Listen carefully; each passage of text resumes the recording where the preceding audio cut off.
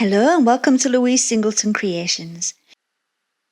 In today's video I'm going to be showing you how I made the silicone mould which you may have seen me using in my egg cup video. Sometimes you might need to mould an irregular shape which just wouldn't come out of a normal block mould.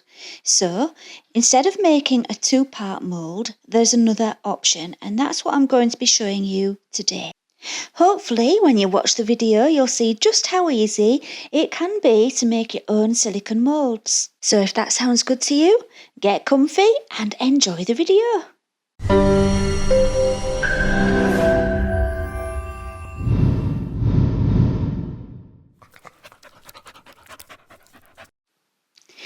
Here's the egg cup which I'm going to be making a mould of today.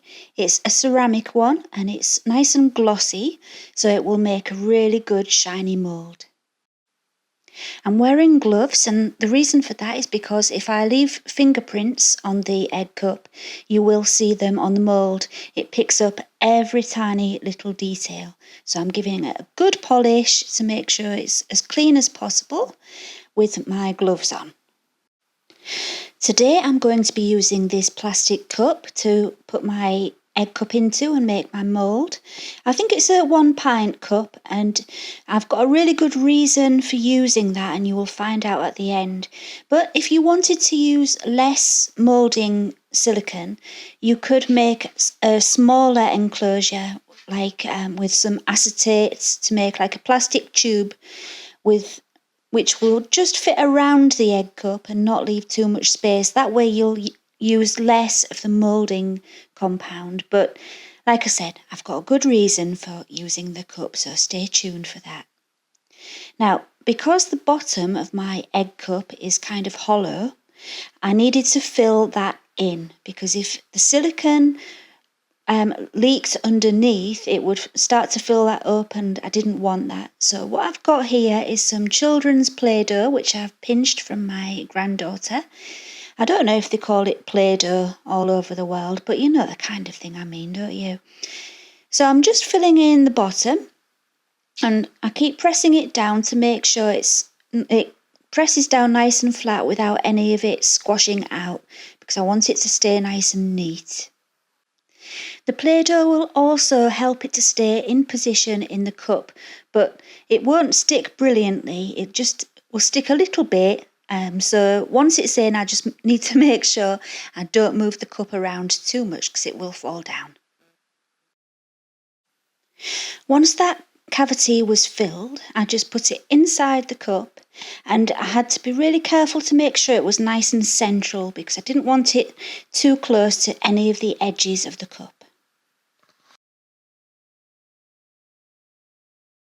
Now we're ready for the silicone.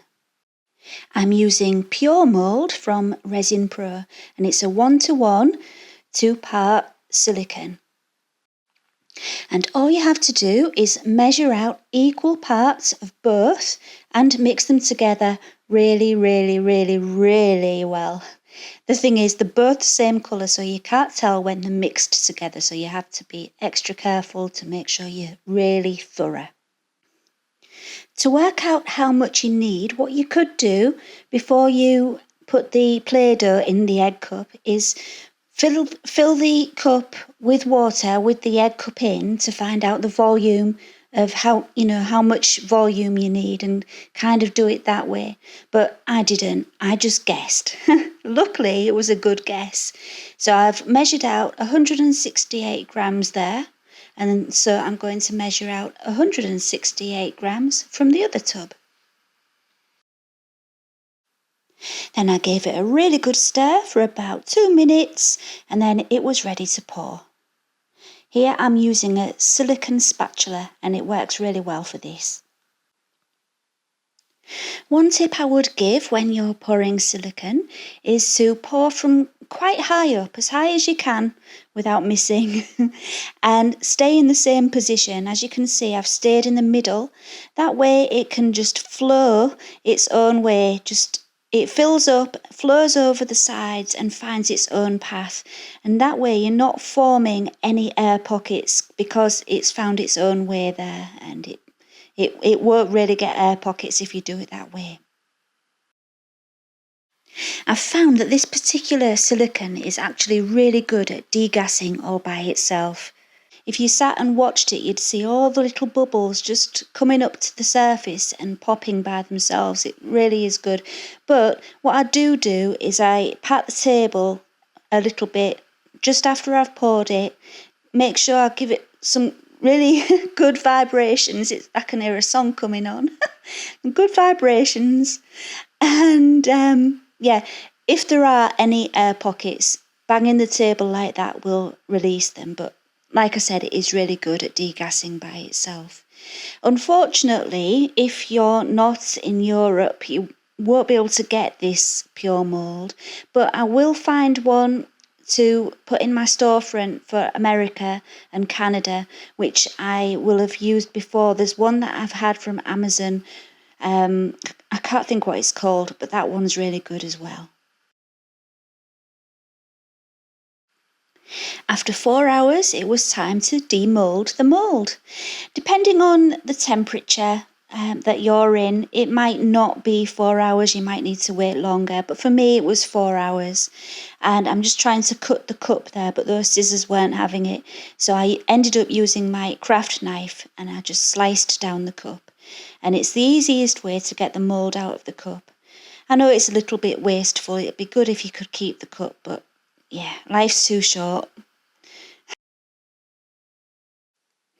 Right then, because of the shape of the egg cup, there was absolutely no way it would have come out of that mould without cutting the mould.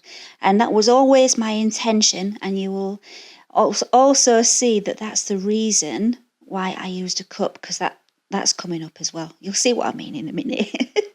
But yeah, you need to cut the mould. So what I'm going to do is just slice down the side with my knife, and I'm not worrying too much about whether it's a straight line or not, because if it's a little bit jaggedy, it actually helps to line the mould up afterwards, and you'll see what I mean.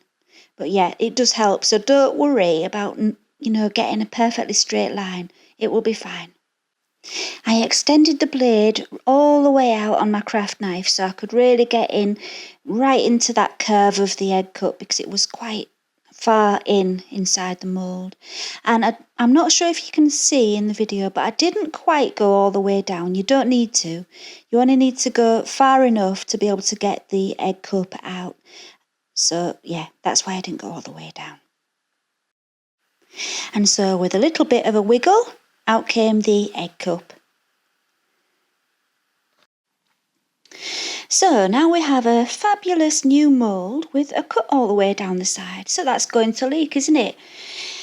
No, it's not going to leak because I've got a plan. Wait until you see the plan. I took another cup and measured the height of the cup against the mould and trimmed it down. And then I marked and cut a hole in the bottom of the cup to match the size of the hole in the mould. And then it could be placed over the top of the mould to hold it all together and to stop it leaking. I was quite pleased with that idea. I thought that was quite ingenious, if I do say so myself. One thing though, I did find that it sticks. So this part is essential. I've got some body powder, like talc, that kind of thing.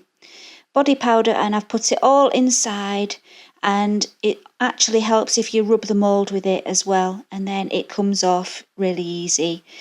Yeah, I found out the hard way that that's necessary.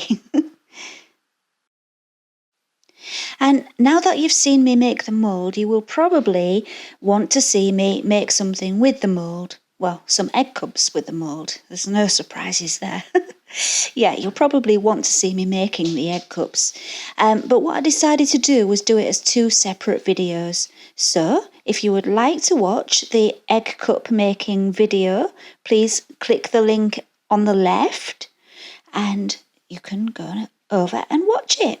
I hope you've enjoyed the video and found it useful, and I will see you next time. Bye for now.